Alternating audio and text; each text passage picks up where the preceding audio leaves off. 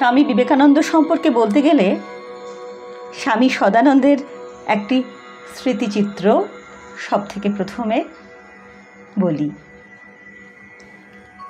একদিন পাহাড়ে পাহাড়ে ঘুরে আমার শরীর নিতান্ত ক্লান্ত ও অবসন্ন হয়ে পড়েছে। ক্ষুধা তৃষ্ণায় এত কাতর হয়েছিলাম যে সেদিন নিশ্চিতই আমার মৃত্যু হতো।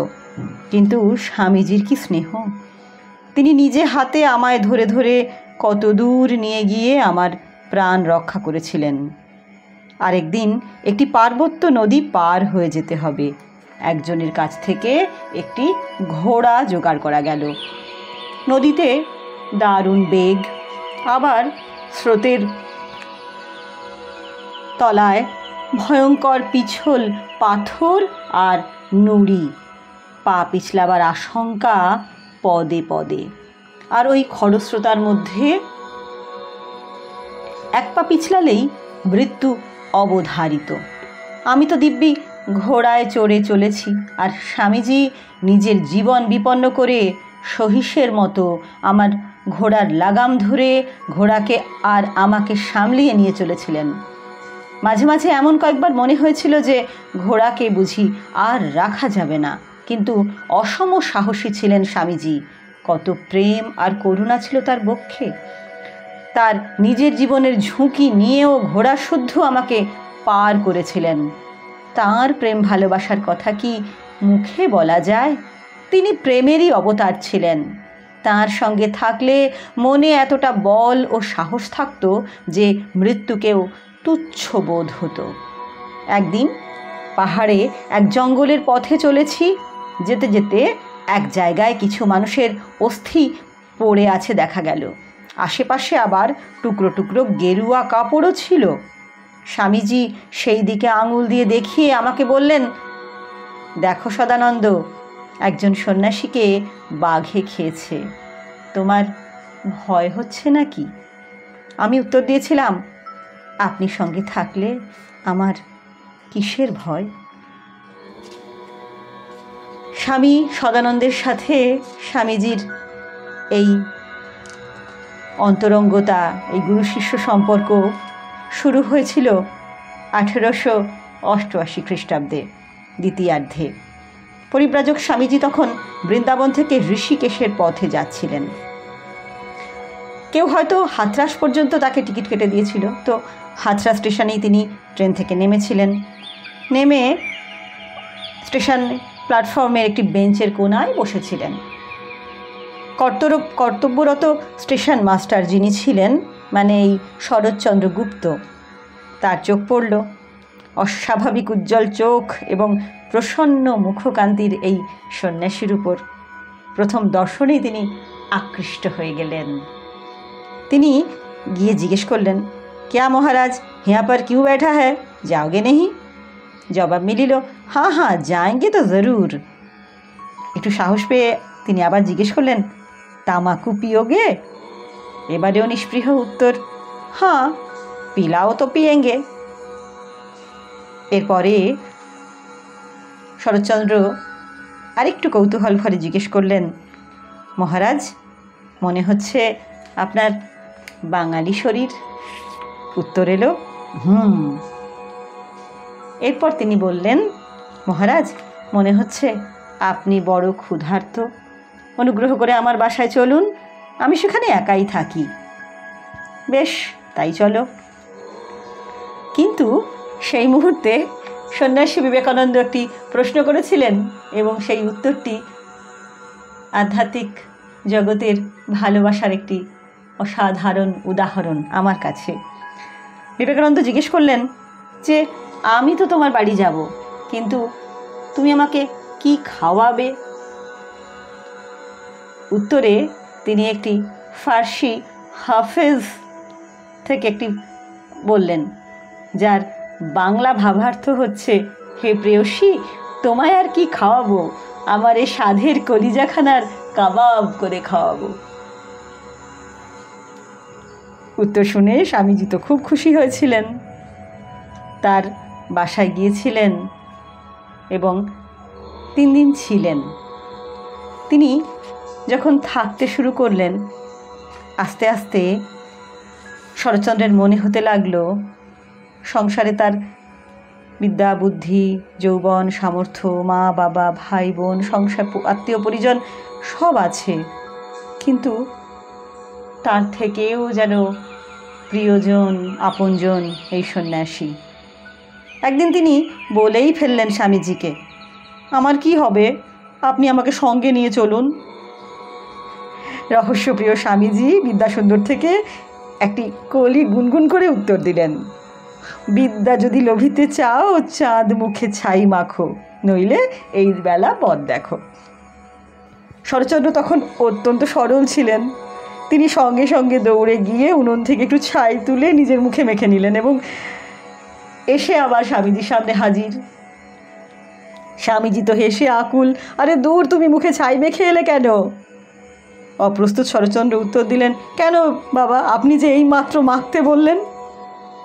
যাই হোক, খুব হাসির ফোয়ারা উঠল, আমোদ প্রমোদ হলো, কিন্তু শরৎচন্দ্র মনে মনে বুঝলেন তাঁর জীবনের ধ্রুবতারাকে তিনি যেন পেয়ে গেছেন, তার অতি আপনজন, যাকে ছাড়া তিনি যেন আর থাকতে পারবেন না, আর বাঁচতে পারবেন না, সেই রকম একজন যেন স্বামীজি।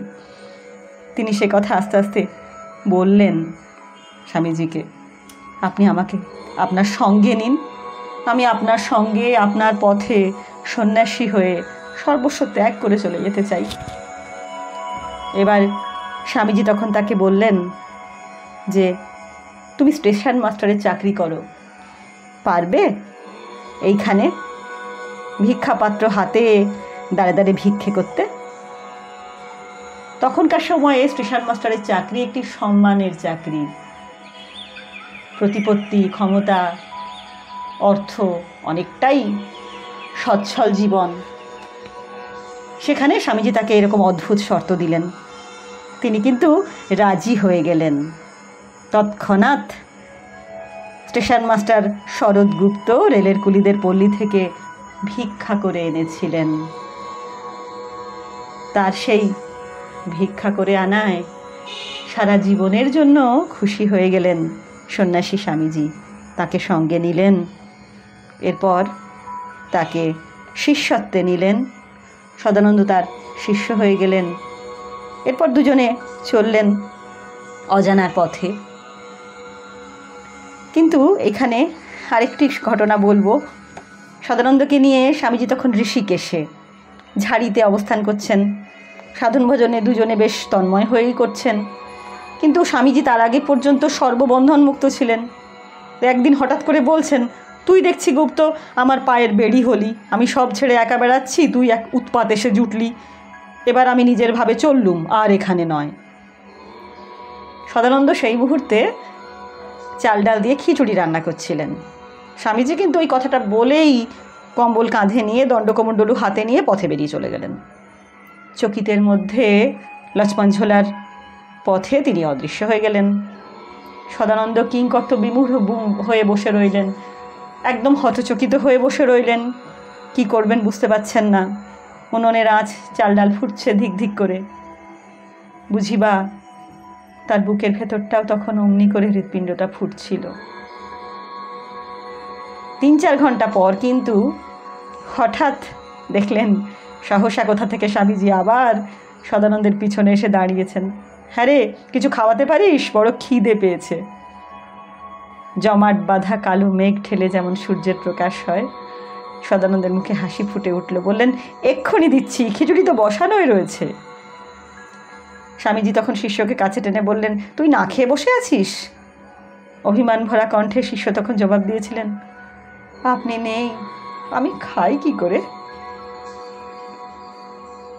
স্বামীজি তাকে বলেছিলেন, তুই দেখছিস সত্যি সত্যি আমার পায়ের বেড়ি হয়েছিস। চলে তো আমি গিয়েইছিলাম, পাহাড় জঙ্গল পেরিয়ে বেশ কিছু দূর গিয়ে মনে পড়ে গেল তোর কথা, তোকে একা ফেলে এসেছি, আর তুই যা বোকা হাবা, কী করতে কী করে বসবি তার ঠিক নেই, দেখ তাই আবার তোরই জন্য ফিরে এলাম। সদানন্দ স্বামীজির জন্য গরম গরম খিচুড়ি ভিক্ষাপাত্রে ঢেলে তাকে খেতে ডাকলেন। স্বামীজিকে আবার তিনি খুব ভক্ত গৌরব করে বললেন, আপনি যাবেন কি করে, আমিই তো আপনাকে টেনে নিয়ে এলুম। এই যে ভালোবাসা, এই যে বন্ধন, এ বন্ধন জাগতিক বন্ধন নয়, এই বন্ধন ঈশ্বর প্রেমের বন্ধন। এমন বন্ধনে বোধহয় ঈশ্বরও চিরদিন বাধা করতে চান। স্বামী সদানন্দের আরও ঘটনা রয়েছে, অবশ্যই পরে বলবো। এই স্বামী সদানন্দ খুব গর্ব করে বলতেন, স্বামীজিকে আমি বলেছিলাম, আননোন নরেন দত্তের চেলা আমি, আমেরিকান গ্ল্যামার দেখে আসিনি, লাভ অ্যাট ফার্স্ট সাইট। আমরা স্বামীজির কাছে তার গ্ল্যামার দেখে আসিনি, ত্রিতাপ তাপিত হয়ে মুক্তির জন্য আসিনি, পিড়িতে পড়ে এসেছি, পিড়িতে পড়ে। আবার বলি, নরেন দত্তের পিড়িতে পড়ে এসেছি। সাফ কথা, হি ওয়াজ অল লাভ। তার সব সত্তাটাই প্রেমময়, জমজমাট ভালোবাসা। স্বামীজি সম্পর্কে এই পর্বে, প্রথম পর্ব 1-এ আজ এই পর্যন্তই। আরও অনেক কিছু কথা বাকি রইল। স্বামী সদানন্দের সঙ্গেও আরও অনেক কিছু ঘটনা পরবর্তী পর্বে বলবো। ভালো লাগলে অন্যান্য মানুষের কাছে ছড়িয়ে দিন এই কথোপকথন। আজ এই পর্যন্তই নিবেদনে আমি রাখি দক্ষিণেশ্বর থেকে। নমস্কার। স্বামী বিবেকানন্দ সম্পর্কে বলতে গেলে স্বামী সদানন্দের একটি স্মৃতিচিত্র সব থেকে প্রথমে বলি। একদিন পাহাড়ে পাহাড়ে